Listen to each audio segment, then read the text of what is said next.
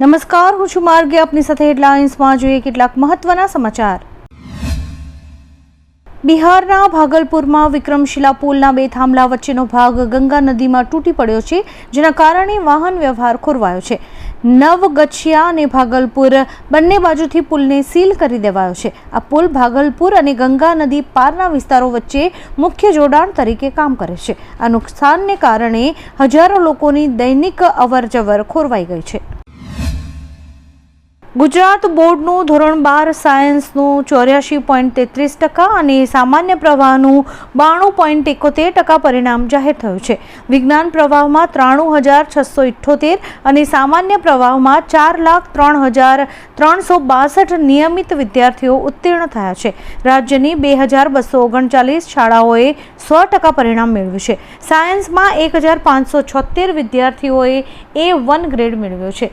ગત વર્ષની સરખામણીએ સાયન્સમાં સુધારો થયો છે, જ્યારે કે સામાન્ય પ્રવાહમાં પરિણામ થોડું ઘટ્યું છે. મિડલ ઇસ્ટમાં યુદ્ધ સમાપ્ત થવાના કોઈ જ સંકેત નથી. ટ્રમ્પ દ્વારા ઈરાનના શાંતિ પ્રસ્તાવનો અસ્વીકાર કર્યો હોવાનો સંકેત મળતા ઈરાને હવે કડક વલણ અપનાવ્યું છે. વિદેશી રાજકીય અગ્રણીઓની સાથે યોજાયેલી એક બેઠકમાં ઈરાનના ઉપવિદેશ મંત્રીએ વાતચીતમાં કહ્યું કે રાજદ્વારી માર્ગ અપનાવવો છે કે પછી ટકરાવભર્યું વલણ ચાલુ રાખવું છે, તે નિર્ણય હવે અમેરિકાએ કરવાનો છે. અમે બંને વિકલ્પો માટે તૈયાર છીએ. ચૂંટણી પંચના લેટેસ્ટ ટ્રેન્ડ્સ અનુસાર કોંગ્રેસના નેતૃત્વ હેઠળની યુડીએફે બહુમતીનો આંકડો પાર કરીને 99 બેઠકો પર લીડ મેળવી છે. કોંગ્રેસ સાંસદ શશી થરૂરે કહ્યું કે અમે પરિવર્તનની પાર્ટી છીએ. આ સરકારના 10 વર્ષની રાજનીતિને અમારે બદલવી છે. નવા પ્રકારની રાજનીતિની હવે જરૂર છે. મુખ્યમંત્રી પદના ચહેરા અંગે તેમણે કહ્યું કે હજુ વાત કરવી યોગ્ય નથી. પરિણામ આવ્યા પછી હાઈકમાન્ડ નિર્ણય લેશે. કચ્છ જિલ્લામાં કમલમ ખાતે જિલ્લા પંચાયત પ્રમુખ અને ગાંધીધામ મહાનગરપાલિકાના મેયર પદ માટે સેન્સ પ્રક્રિયા હાથ ધરવામાં આવી છે. નિરીક્ષકો ભરત ગોહિલ, ગૌતમ ગોસ્વામી અને ભાનુ મહેતાએ સેન્સ લીધી. આ ઉપરાંત 5 નગરપાલિકાઓ અને 9 તાલુકા પંચાયતોના પ્રમુખ ઉપપ્રમુખ પદ માટે પણ સેન્સ લેવાય છે. 3 નામની પેનલ તૈયાર કરીને પાર્લામેન્ટરી બોર્ડને મોકલવામાં આવશે. આસામમાં કોંગ્રેસના દિગ્ગજ નેતા ગૌરવ ગોગોઈની જોરહાટ બેઠક પર કાયમી હાર થઈ છે. ભાજપના હિતેન્દ્રનાથ ગોસ્વામીએ તેમને 23,000 મતોથી પરાજય આપ્યો છે. મતગણતરી દરમિયાન પાછળ રહેતા ગોગોઈએ ચૂંટણી પંચ અને વહીવટી તંત્ર પર બેદરકારીના ગંભીર આક્ષેપો કર્યા હતા. આસામમાં ભાજપ પ્રચંડ બહુમતી તરફ આગળ વધી રહ્યું છે, ત્યારે ગોગોઈની હાર કોંગ્રેસ માટે મોટો ફટકો છે. કચ્છ જિલ્લામાં વહેલી સવારે 3 વાગ્યાની આસપાસ હળવો ભૂકંપનો આંચકો અનુભવાયો હતો. સિસ્મોલોજી સેન્ટર અનુસાર આ ભૂકંપની તીવ્રતા 3.1 નોંધાઈ છે. ભચાઉથી અંદાજે 6 કિલોમીટર દૂર આ ભૂકંપનું કેન્દ્ર બિંદુ હતું. અત્યાર સુધી કોઈ જ જાનમાલની નુકસાની અંગેના અહેવાલ નથી મળ્યા. પુડુચેરીમાં 11 બેઠકોના પરિણામો જાહેર થયા છે, જેમાં મુખ્યમંત્રી રંગાસ્વામીની AINRC પાર્ટીએ 6 બેઠકો જીતીને વર્ચસ્વ જાળવી રાખ્યું છે. રંગાસ્વામીએ થટ્ટચાવડી બેઠક પરથી વિજય મેળવ્યો છે. ભાજપના નમસિવાયમે મન્નાદીપેટ અને કોંગ્રેસના કાર્તિકેયને ઓસુડુ બેઠક જીતી છે.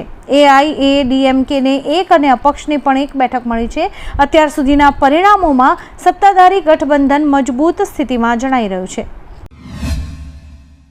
તમિલનાડુ વિધાનસભા ચૂંટણીમાં અત્યાર સુધીનો સૌથી મોટો રાજકીય ઉલટફેર નોંધાયો છે. સત્તાધારી DMKને પછાડીને અભિનેતા વિજયની પાર્ટી TVKએ જોરદાર પ્રદર્શન કર્યું છે. આ વચ્ચે સૌથી ચોંકાવનારા સમાચાર એ છે કે મુખ્યમંત્રી MK સ્ટાલિન પોતે કોલાથુર બેઠક પરથી હારી ગયા છે. તેમને TVKના ઉમેદવાર VS બાબુએ પરાજય આપ્યો છે. આ હારથી DMK છાવણીમાં સન્નાટો છવાઈ ગયો છે. ગોંડલના ગંજીવાડા વિસ્તારમાં આવેલા ભગવાન એન્ટરપ્રાઇઝ લાકડાના કારખાનામાં મોડી રાત્રે આશરે 3 વાગે આગ લાગી હતી. લાકડાના છોલ અને સામગ્રીને કારણે આગ ઝડપથી ભડકી ઉઠી હતી. 5 કલાકથી વધુ સમયથી ગોંડલ, રાજકોટ અને શાપરની 4 ફાયર ફાઇટરની ટીમ્સ આગ પર કાબુ મેળવવા માટે સખત મહેનત કરી હતી અને સતત પાણીનો મારો ચલાવ્યો હતો. સ્થાનિક ખાનગી પાણીના ટેન્કર્સની પણ મદદ લેવાઈ હતી. અંતે આગ કાબૂમાં આવી હતી.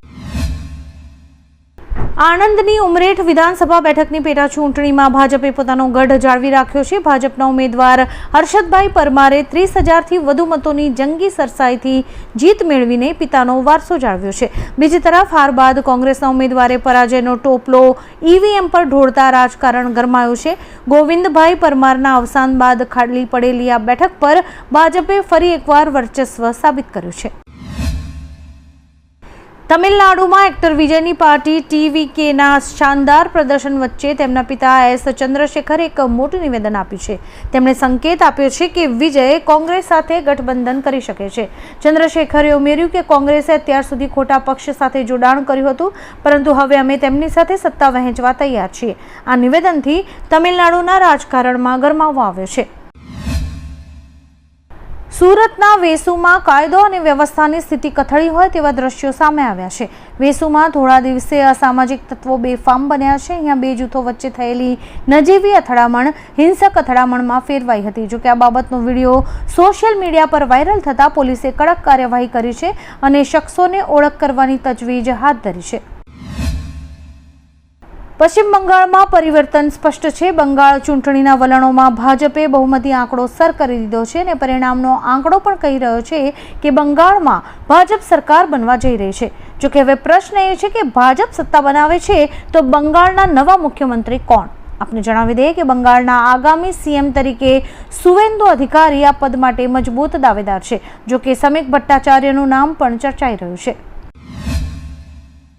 અમેરિકી રાષ્ટ્રપતિ ડોનાલ્ડ ટ્રમ્પે હોર્મુઝમાં ફસાયેલા વ્યાપારિક જહાજોની મદદ માટે પ્રોજેક્ટ ફ્રીડમ લોન્ચ કર્યો છે. ટ્રમ્પે દાવો કર્યો છે કે આ પહેલ દુનિયાભરના તે દેશો માટે છે જેમણે અમેરિકાની મદદ માંગી છે, જેથી તેઓ આ મહત્વપૂર્ણ સમુદ્રી માર્ગથી તેમના જહાજોને સુરક્ષિત રીતે નીકાળી શકે. આ દેશ મિડલ ઈસ્ટમાં ચાલી રહેલા વિવાદમાં કોઈ પણ રીતે સામેલ નથી. કેરળમાં કોંગ્રેસની આગેવાની હેઠળનું યુડીએફ ગઠબંધન સરકાર બનાવવા માટે તૈયાર છે. આ ઘટનાક્રમ પર રાહુલ ગાંધીની પહેલી પ્રતિક્રિયા હવે સામે આવી છે. એક્સ પરની એક પોસ્ટમાં તેમણે રાજ્યના લોકોનો વિજય માટે આભાર માન્યો. તેમણે કહ્યું કે કેરળના લોકોમાં પ્રતિભાની કોઈ જ કમી નથી અને ઉમેર્યું કે તેઓ ખૂબ જ ટૂંક સમયમાં રાજ્યના લોકો સાથે મુલાકાત કરશે. પશ્ચિમ બંગાળમાં ભાજપની શાનદાર જીતના વલણો બાદ કોલકાતામાં પક્ષના કાર્યાલય બહાર ભવ્ય ઉજવણી શરૂ થઈ ગઈ છે. ઉત્સાહિત કાર્યકરોએ રસ્તા ઉપર ઉતરીને ફટાકડા ફોડ્યા અને એકબીજાને ગુલાલ લગાવીને જીતને વધાવી હતી. 200થી વધુ બેઠકો પર લીડ મળતા સમર્થકોમાં ભારે જોશ જોવા મળી રહ્યો છે અને લોકો નાચતા ગાતા જય શ્રી રામના નારા લગાવી રહ્યા છે. પશ્ચિમ બંગાળમાં ભાજપની ઐતિહાસિક જીત પર પીએમ મોદીએ પ્રતિક્રિયા આપી છે. તેમણે એક્સ પર લખ્યું કે બંગાળમાં કમળ ખીલી ગયું છે અને 2026ની આ ચૂંટણી હંમેશા યાદ રહેશે. આ જનશક્તિ અને સુશાસનની જીત છે. પીએમએ બંગાળની જનતાને નમન કરતા ખાતરી આપી કે ભાજપ લોકોના સપના પૂરા કરવા માટે તમામ પ્રયત્નો કરશે અને બંગાળમાં હવે પરિવર્તનનો નવો યુગ શરૂ થશે. બંગાળમાં ભાજપની જીત બાદ સરકારી અધિકારીઓને સત્તાવાર ફાઇલ્સની સુરક્ષા કરવાનો આદેશ અપાયો છે. મુખ્ય સચિવ દ્વારા જારી કરાયેલા આદેશમાં જણાવાયું છે કે કોઈ પણ આવશ્યક દસ્તાવેજ અથવા ફાઇલને ઓફિસ પરિસરમાંથી દૂર કરવા, અંદરથી નુકસાન પહોંચાડવા અથવા અન્યથા બહાર લઈ જવા નહીં.